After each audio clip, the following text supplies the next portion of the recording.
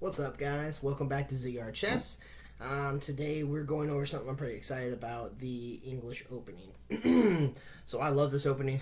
I play it, I've been focusing on the London lately, but I like to play the English opening. You'll find that a lot of players that play Queen's Pawn openings, D4, D4 players will play the Queen or the English opening, just because it's in the same realm. It's the same sort of opening. Very positional, a very positional opening. It's not going to be a lot of gambiting like King's Gambit, something like that. It's going to be a very nice, solid opening, played at the highest level. It's just a great opening to have a solid middle game. Get into a really good middle game. You don't have to worry about a lot. You don't have to worry about a lot of special theory. And if he moves there, I have to move here. There's one line. There's a lot of different leeway. You can come up with your own ideas. How to get somewhere, but there's a couple main themes we want to talk about with the English opening. Let's get started. All right, so English opening is defined as a C4 opening, which might look a little different if you've never seen this before. Usually you see D4 or E4. Oh, it's good coffee. All right, so C4. So what this is doing here is we're attacking the center, but not with our center pawns. So the whole game right now is going to revolve kind of around this square on D5. We want to attack and hold this control of this square as much as we can, which will help us control the center. Control the center, control the game. All right. So then this one is the reverse Sicilian way. So this is technically a reverse Sicilian because normally you've got the king coming up and the pawn here going to C5. So in this sense, he's playing the king. He's playing white as Sicilian, but with a tempo down. So technically, this is the way black plays often, but it does put black at a disadvantage with a tempo as to white playing the Sicilian, if that makes sense. So if you're playing white in this position, you should feel good because you're playing with a move up. So no problem at all with this. Alright, so in almost every version of the English, you're going to be fianchettoing your bishop here. And the reason is we're attacking this d6 square, d5 square, like we had talked about. d5 is going to be the focus of a lot of our attacks, and it's going to come in handy in the middle game, and we're going to use it in the late game. So this is how we're going to start off, either with the bishop like this, or with the knight coming here and focusing on this d5 square. So after that, a lot of times they'll play just moving their knight out, getting ready to castle, after they bring their bishop out. Just, super common moves. And then we go ahead and do this. And this is great. We're holding on to this. If he wants to move out his bishop later, he's going to have to do something to protect this pawn. We're making threats, and we're not really making threats, but we're making a good, solid base here. And then the pawn comes out, trying to fight for the center. Go ahead and doing a center grab. So we're going to take, if we don't take here, if we decide to do something like this, then that's going to cause issues for us. It's going to be really annoying because now we have to move our knight out of the way. So let's say we move it here, and he's got a lot of space here. Black's going to have a lot of space. He's going to have a decent game after something like this, or maybe he trades. And these two pawns right here are very strong. Even if we try to beat in the center with this, he might even do this. And it could be really annoying for us. So in most instances here, we're just going to go ahead and take. There we go. We're going to go ahead and take that pawn. From there, he's going to go ahead and take back. And we could go ahead and take with our bishop. And then he would take back with his queen, but we don't want to do that for a couple of different reasons. First of all, it leads to a direct attack on our rook that we're going to have to take care of via knight to f3 or pawn f3, because this is already ugly. Because after the pawn comes down, we have to move our knight again. So we go back down to where we were, and then a discovered attack, and it just gets ugly. So, but more than that, this bishop is the backbone of our whole attack and defense once we castle. This bishop is controlling this diagonal, And we don't want to give up the strong bishop for a knight. You know, I mean, this knight isn't doing a whole lot. It's just sitting down here. This bishop is doing a lot, and it's going to do more as the game goes on. So we're going to bring out the knight and attack it twice. He's going to have to defend it, or, you know, he could take our knight, and there's no problem with this. We just take back, and we've got the bishop coming here. We've got the rook coming here with a semi-open b file. And we're not going to be upset by that at all. That'd be great for us. So mostly he's going to go ahead and come back. And, excuse me, from here we're just going to bring out our knight. And he can't come here because we'll take. We've got a few different things eyeing down on this square right now. And we're developing well, getting ready to castle. So usually he'll just bring out his other knight. Also, still looks a whole lot like the Sicilian. It was swapped colors here. And then we're going castle, and then, you know, usually they'll play something like that, getting ready to castle. And this is a great position. It leads us into a solid middle game for white. And, you know, there's nothing wrong with this for black. But if you're going to play the English, you're not going to be trying to get a ton ahead or a whole piece ahead. Your whole focus is to get into a really good position for the middle game. Very positional game. And that's mainly the way players play above a certain threshold of level, because you can't rely on your opponent to make blunders and to fall for traps all the time. So this is a very good way to play at tournaments and such. If you're going to try to actually win instead of just having fun, this is a great one for you. This one's going to win good games. So there's also in the beginning here a way. After they play this, instead of going with the g3 and go ahead and fianchettoing right away, we can also play our knight up, attacking this immediately.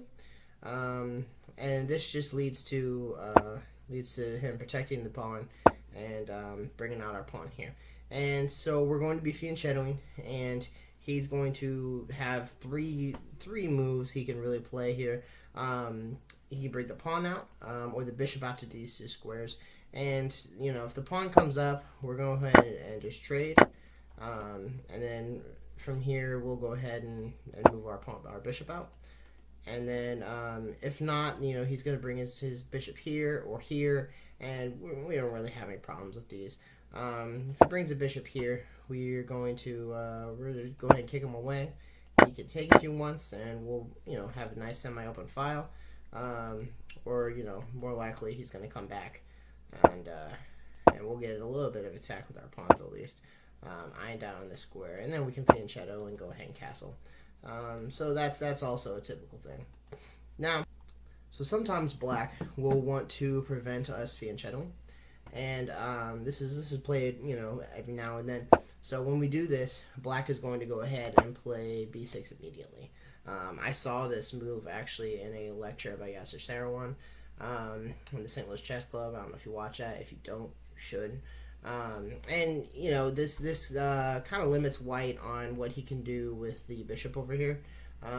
So we're going to go ahead and take the center, because if we try to go and do g3, then he brings that out, and suddenly we can't fianchetto. We can do something like this, and it's going to be annoying, and the whole time he's already owned this file. So it's going to get really annoying really fast. So that's kind of how black can fight for this diagonal if he wants. So instead of playing that g3, we're just going to take over the center. It's going to transition into a queen's gambit, and we're also going to have no problems with this. But this is in the English at this point. This is the queen's gambit, and, you know, still going to have a decent game. So if he goes ahead and does that here, then we can bring out our knight, and it's still, you know, still going to be a good game for us. Let's look at the symmetrical variation. Symmetrical variation, you can probably guess what black's move is. It's c5. So doing symmetry here, and so we're just going to keep on going like we normally do with the knight coming out. He's going to bring his knight out, and we're going to bring ours out. It's just, you know, comes with a 4 knights defense with the English opening. And it's, you know, so we're going to go ahead and fianchetto. We can also bring out some of these pawns. We need to be careful, though. We don't want to bring out this one, because then when seeds are here, this square becomes very weak. So at least not yet. So we're going to bring that out. And then he might challenge his center. Challenge center, we're going to go ahead and take, and then just G2. This is another decent opening. We've got a good position. We've got a good place for our king already. We can castle. He can't yet. He still has to bring out one of these pawns and then the bishop and then castle. So right away we're feeling pretty good about this. We can move our knight out of the way with a discovered double attack. We can bring our pawns up. We can bring this pawn up, and we can even do something like this. And we're going to have a really good game here. This is a great position for us to be in. So lastly, let's go into the Slav. Alrighty. So the Slav is going to start with this, so with C6. And then after we play our knight, it goes D5. Kind of trying to challenge the center right away instead of worrying about our knights, his knights. And so we're going to ignore that. If he goes ahead and takes here, that's going to be fine. We're going to take the center as we're attacking this. So let me show you that. If we decide to go here and he takes, then we're going here, attacking at the same time as taking the center. So, you know, he's going to have to do something something like that, something strange, blocking this pawn. It's not going to look good. He might as well just let that pawn go, honestly, at that point. So that's how that could go. So he's probably not going to take it. Coming out with a knight, we're going to fianchetto our bishop like we do. And then this is, I think, the main line. Bishop coming down, attacking the knight. Threatening to pin it if we move our pawn anywhere. So we're going to move the knight out of the way. And we're actually attacking this, which we would be happy to exchange our knight for his bishop at this point. And this bishop is in our territory. It's making trouble. So, you know, if he doesn't move it, let's go ahead and trade. Yeah, we're down. So he moves back, and then we're going to go ahead and take the area in the center. And then taking to the center, he could take back here. But, you know, we're still going to have a strong foothold here. He wouldn't be challenging our bishop. So this tends to be better because he's challenging our bishop here, our good bishop that we don't want to lose. So we're going to go ahead and bring the knight back to kind of protect that bishop. We don't want to trade yet. But we do have two center pawns when he has one. We sacrifice an outside pawn for one of his center pawns, and that's great for us. It really helps us with center control. It's really going to help us during the game. So we play c5, and then protecting this square here so we couldn't just come straight up. We're going to attack the bishop. He's going to come back, and we're going to go ahead and castle. And this is another middle game position we're going to get in this, and this is a great position for us. I mean, we can do this. We can push for the center. We can even do it this way if we want. And we're going to be able to bring out this bishop, you know, and once again, he has 1-2 moves before he can even think about castling. So we've got a safe king already. We've got 1, 2, 3 pieces developed where he has 2. And we've got 2 pawns in the center when he has 1. You can already tell we're doing better at this game. We're winning this game. I mean, we're not ahead of piece or anything, but, you know, we're definitely doing better. If we turn on the engine, which doesn't really matter, we're up 0.4, which for an opening like this, when you're playing a high-stakes game in a tournament, 0.4 is great. I'd take 0.4 all day. So, I mean, if you look at this position, you ask yourself who you would rather have, I'm pretty sure you'd say white. If you would say a black, then, you know, you have a different playing style than me. That's fine, and maybe this opening won't work for you, but this opening is great for me, and it's great for a lot of players at the highest level. This wasn't a comprehensive guide to all the different ways each player can play, or even will play, but I hope this gives you help in starting playing the English opening. Now that you know the basics of it, go out, play it, find out what works for you, what doesn't. And let me know what you think of the English. I like it. I play it a lot for fun, even though when I'm trying to compete, I play the London opening at the moment, but great opening. All right, let me know what you think, guys. Thank you for watching. Like, subscribe, and follow ZR Chess. See ya. Hey guys, just wanted to add that the English opening is what was in Sherlock Holmes, A Game of Shadows. I hope you enjoy that because I freaking loved that movie. Just a little Easter egg for you.